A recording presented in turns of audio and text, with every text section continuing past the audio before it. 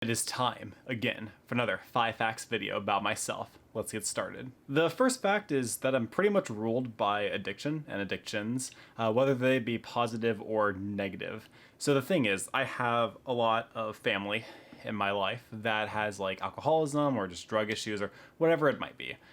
And I, unfortunately, inherited the trait, probably from both sides of the family, honestly, of being easily addicted to things. It's why I've never done any drugs at all. It's why I've never had any alcohol, and why I avoid those things like the plague, even though I'm technically legal to be able to have some of those things. That being said, the same thing can apply to like caffeine or sugar or whatever it might be. Whatever it is, if it's something that I shouldn't have, I get really addicted to. Now, of course, that works in my favor in some ways. Making daily content, exercising frequently. Things that are really positive can also become addictions to me if I stick with it. I really hate driving. And this may sound weird to my fellow Americans because I know so many of us like to do joy rides and go on trips, but like frankly, I just really do not like driving. I see it as a means to an end. I like getting from point A to point B, and that's it. Even whenever I first got my license, I never took joy rides, never just drove just to drive. Like, my mom loves just taking, like, drives out to nowhere just to enjoy it and relax and whatever. To me, driving is, like, one of the biggest chores on the planet. I'm dealing with people that are going 10 miles under the speed limit. I'm dealing with hitting every single red light, traffic, a bunch of construction, whatever it might be. All these things just kind of stress me out. Whenever I was younger, I actively avoided driving as much as possible because the idea of it just stressed me out. Now I'm to the point where it doesn't stress me out, but I just don't enjoy really doing it that much. I don't understand the idea of just joyriding. Now I do eventually want to drive across the United States, but that's more of a goal and less about the driving. It's more about the actual like journey itself and like visiting these places, and less so about, oh, let me sit behind a wheel for 10 hours at a time driving to a different state.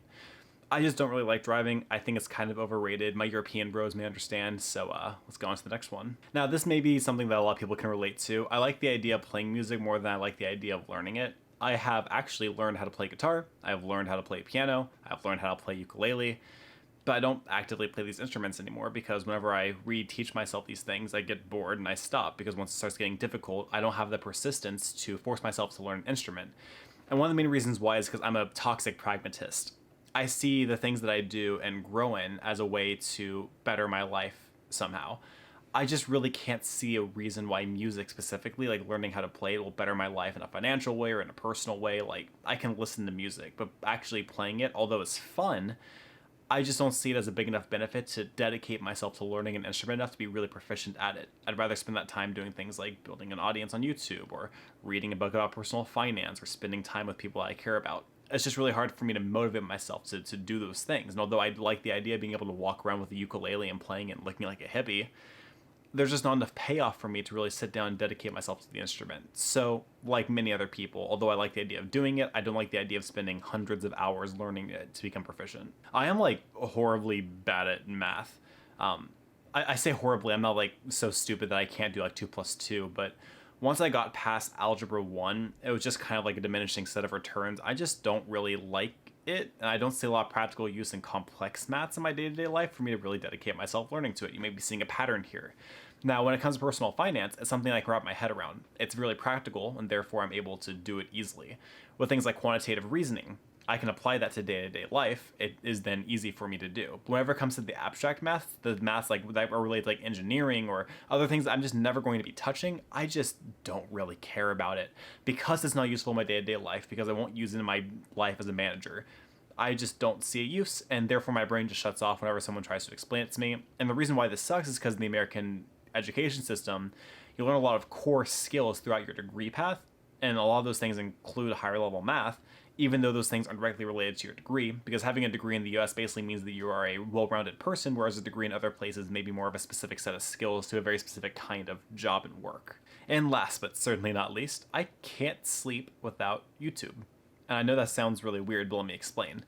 When I was in middle school, I was haunted by a lot of thoughts and a lot of stressors, and I would use music from my iPod to help me fall asleep, and that's how I would sleep every single night.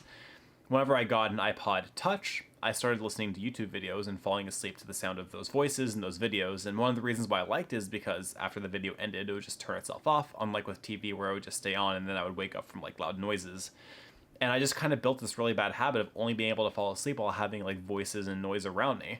And if I try to fall asleep without having those things, I just don't go to sleep. There was a time recently where I spent the night with my girlfriend, and I just wasn't able to sleep until 3 hours before we had to wake up, because she can't sleep with those kind of noises and I can't sleep without them. I'm going to prioritize her sleep over mine, and I just couldn't fall asleep.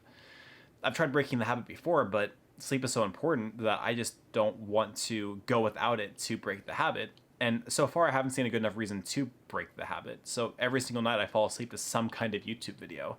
Sometimes I'll pick like random educational ones. Other times I'll pick one I just don't care about from my normal subscription box, whatever it might be.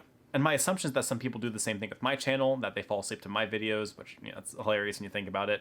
Or they'll download it and listen to me whenever they're driving, YouTube Red, whatever it might be. I'm hoping that other people will get that same value from my videos, because I get that from a lot of other YouTubers. I hope you guys enjoyed this video. If you did, go ahead and give it a like. If you want to see more, subscribe, and do not forget to keep it casual.